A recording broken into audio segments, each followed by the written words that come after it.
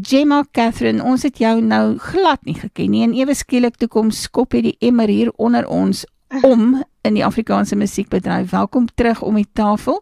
Jy het nou jou tweede enkelsnit met die naam van Almal het iemand. Sê net weer vir ons, wie is jy? Ek wil sommer die vinnige rundown.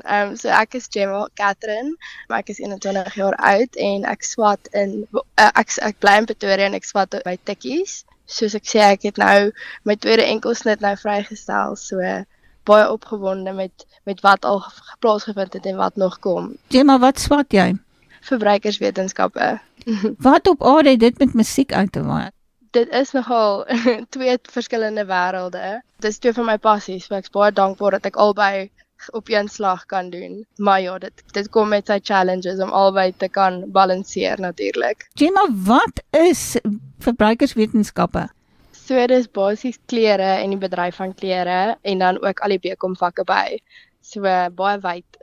Sjoe, maar dan het dit beslis iewers 'n raakpunt in jou musiek. Dit gaan wees. Ja. Dis kreatief as ek dit reg verstaan nou, nee. Dit is, ja, maar dit is ook baie logies dink en so met al die BCom vakke. So sterkte met daai ene.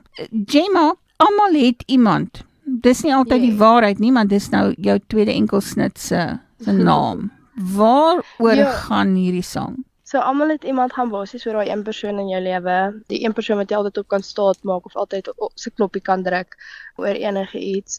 Ek voel dis belangrik om te besef dat jou iemand is nie noodwendig jou sielsgenoot of die persoon wat jy mee gaan trou aan die einde nie, maar dit kan 'n ouer wees, 'n vriendin wees, enigiemand in jou lewe wat jy op kan staat maak. Die agtergrondgeluide wat ons luisteraars nou hoor, is Gemma wat op kampus sit.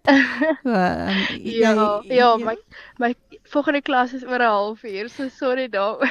Dis geen probleem nie. Gemma, op sosiale media, waar gaan soek ons vir jou? Kan my enige plek kry. Ek is op Instagram, ek is op Facebook, as ook Twitter, maar nie so bedrywig op Twitter nie. Gemma, en dan jou musiek? So dis beskikbaar op alle musiekstreamingsdienste, Apple Music, Spotify, Deezer, as ook my musiekvideo op YouTube.